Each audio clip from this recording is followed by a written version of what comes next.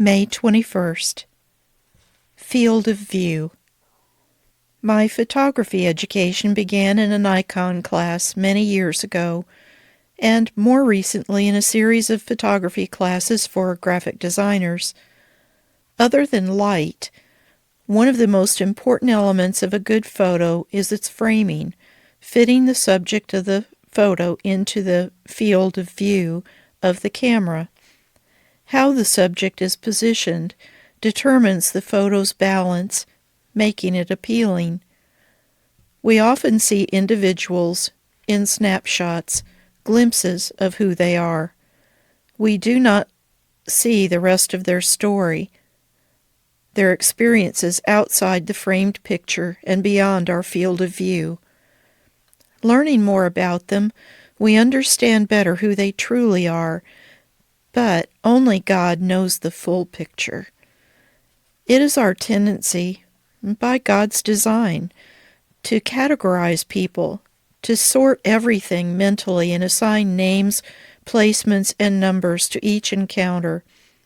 Adam, immediately following his creation by God's hand, was assigned the task of naming all the animals inhabiting the garden with him. Our minds, similarly, analyze nearly everything we encounter, flowing so naturally that we are unaware of it. Recognizing differences is natural and beneficial. It is only when we level judgment upon people without knowing what is outside their field of view that we encroach upon God's territory and into dangerous dealings. The bigger picture is another way of saying outside the field of view, and it is the bigger picture that shows us the context of someone else's life. God would have us consider everyone's bigger picture, nearly impossible for us with our limited view, and to trust Him when we cannot see it.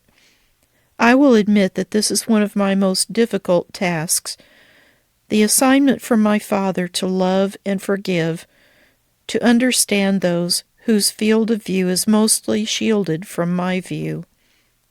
However, when I cannot understand someone else, I know I can trust God instead.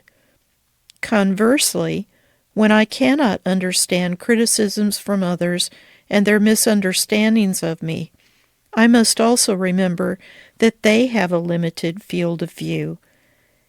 He knows my whole story, outside the framing of my pictures, and He knows yours.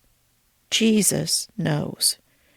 He orders our lives, whispers our names, and bids us come into the panorama of His field of view. Through Him, we are known, loved, and can share His love without judgment, to love as He loves. 1 John 3:23 through 24.